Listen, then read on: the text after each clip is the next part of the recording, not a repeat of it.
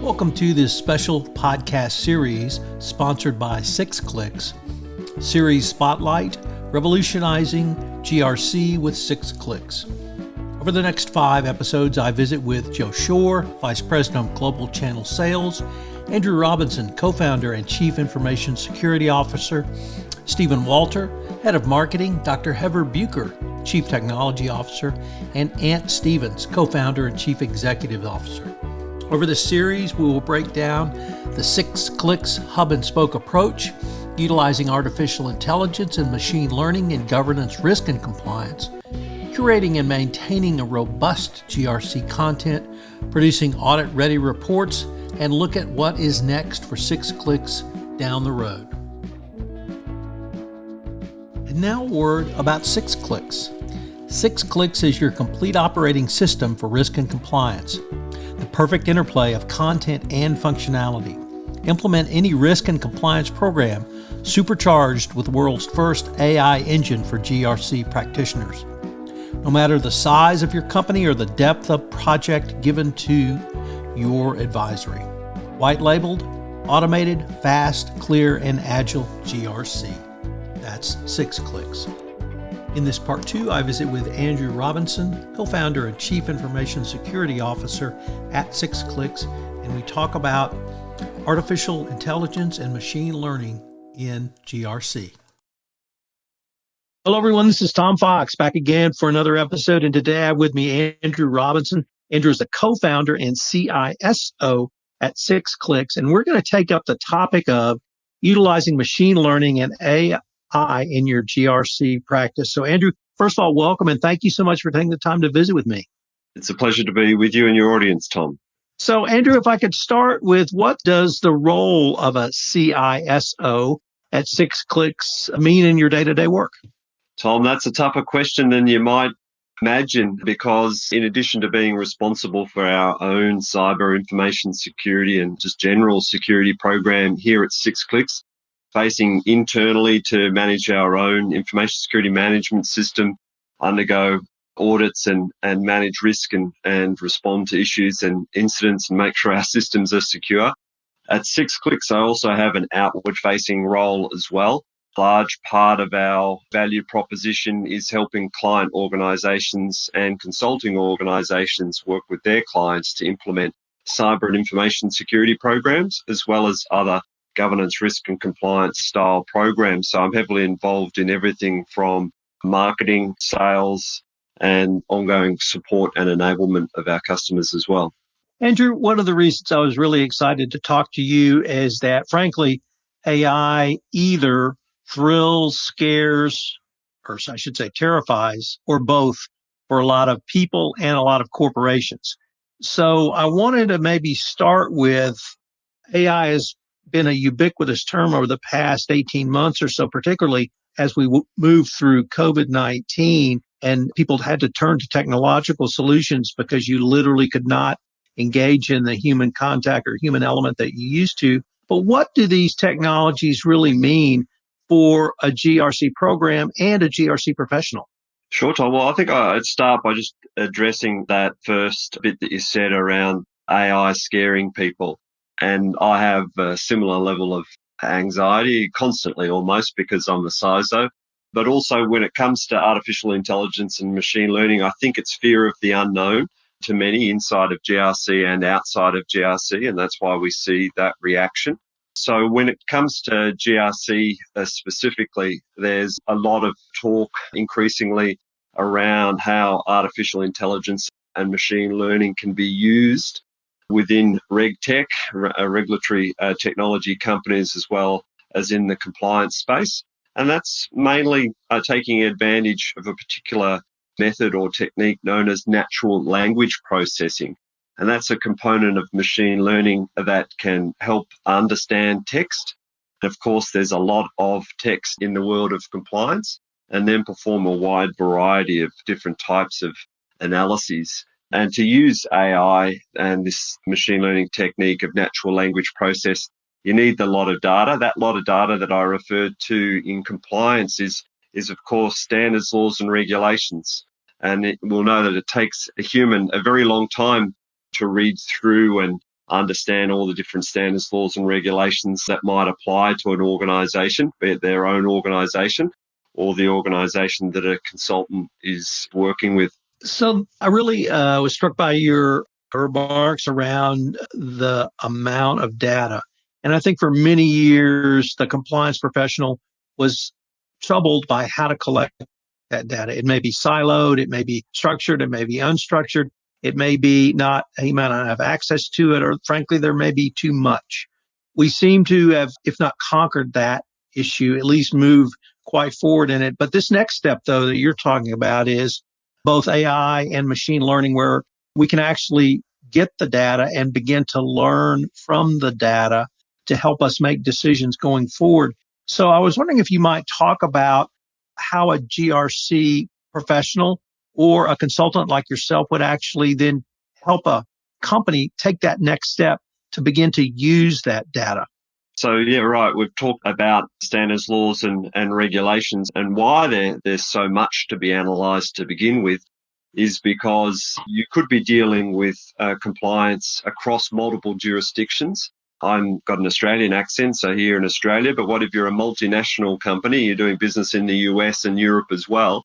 There's similar standards, laws and regulations across those different jurisdictions that need to be managed. So that's what makes it so challenging. As a GRC consultant, and I've been one over the years now working with 6clicks as a technology provider, so I speak from experience and feeling the pain of GRC consultants working across customers. One of the things that they need to do and often do is maintain mappings, or what you commonly call in the US crosswalks of compliance frameworks. And these are useful because it can allow a consultant to help a client understand how they might stack up against a particular standard, even if they haven't yet deliberately sought out to comply with that. So to give you an example, so if someone is already complying with ISO 27001, the International Standard for Information Security, through these mappings, you might be able to give them an idea about what that level of compliance means through the lens of a different framework or standard that may be relevant, like the NIST cybersecurity framework. So that's one way that GRC consultants and clients can use mapping information that machine learning can uncover. And the other, which is really the holy grail of governance, risk and compliance, is building a unified control or compliance framework. So helping clients build out one way of doing business that meets multiple sets of compliance requirements, because there's nothing worse than having 6 different frameworks, that processes that do the same thing. It leads to duplication of effort and large scale inefficiencies. So we can use natural language processing not only to understand the standards, laws and regulations, but then I'll analyze it and look for the similarities and differences between them.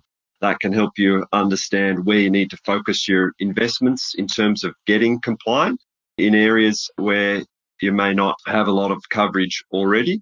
And by looking for the things that are unique about a new standard that you're looking to adopt, or a new jurisdiction that you're looking to go into, or one of your clients are looking to establish into. Let me take that last point, because this is really the area that excites me.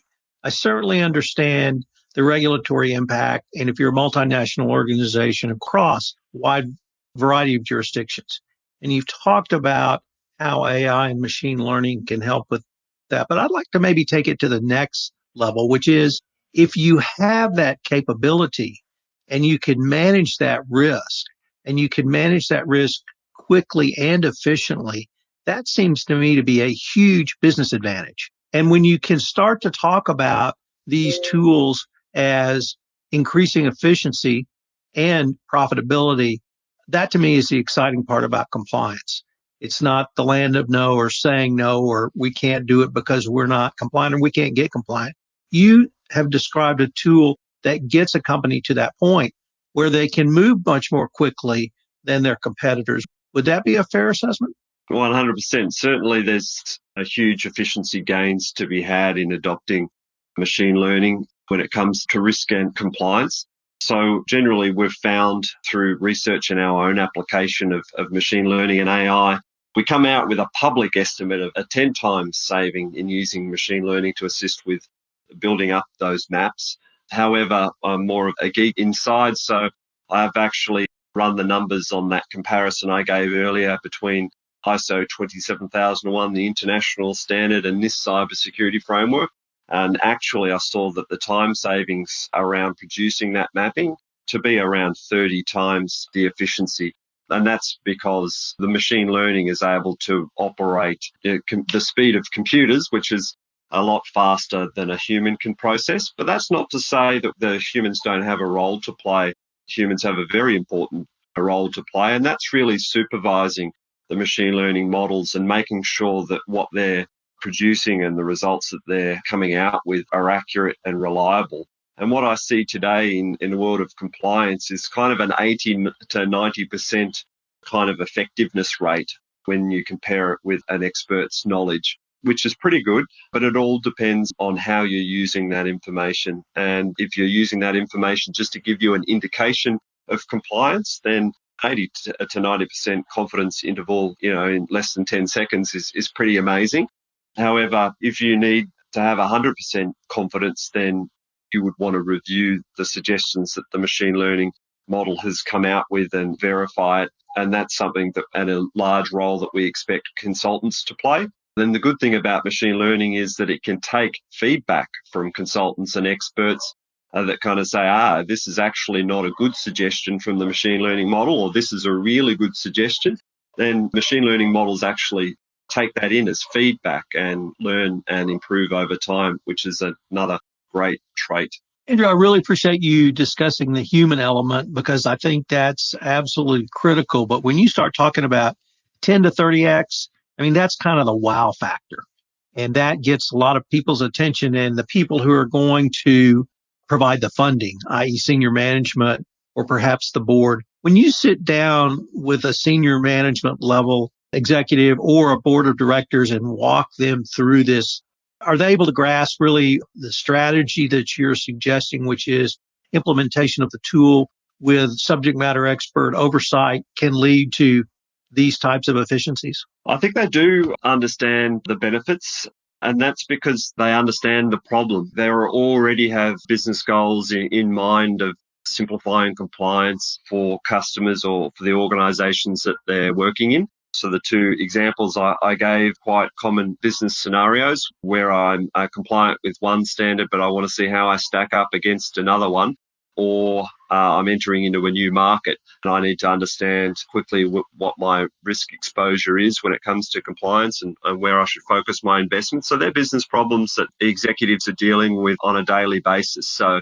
if they have awareness of a machine learning model that can help them navigate that complexity, then they're definitely going to take that up. Although the technology is not widespread, it's definitely becoming available at rapid knots.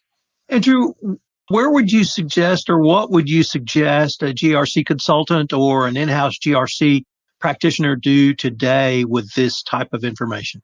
Today, they need to embrace change. So if they're using spreadsheets and Word documents, they should come to grips and to terms with the fact that most clients no longer want spreadsheets and Word documents as deliverables. Other professionals in related fields, particularly in my world of security and threat intelligence and vulnerability management and network security, they have all kinds of fancy technology to work with. And GRC consultants need to start using similar tools and improving the way that they service their clients. That's what we see clients are starting to demand and look for. And if you're doing anything else, then that's rather subpar. And no one wants to be delivering sort of subpar deliverables. So look for a solution that can meet your customer expectations and help you deliver your services long into the future. Well, Andrew, unfortunately, we are near the end of our time for this episode, but I hope our listeners will join us for our next episode where we have Stephen Walter will join us to discuss curating and maintaining robust GRC content. Andrew, this has been great, and I look forward to continuing this conversation with you. No worries, Tom. It's been my pleasure. This is Tom Fox. Thanks again for listening to my series on 6clicks, who is revolutionizing GRC. You can find out more about 6clicks by checking out their website, www.6, that's the number 6, clicks.com. I've also linked to it in the show notes. I hope you will join me for the rest of this series, as I know you will learn a lot about how 6clicks is truly revolutionizing the GRC and risk and compliance space. This special podcast series, Revolutionizing GRC with 6clicks, is a production of the Compliance Podcast Network.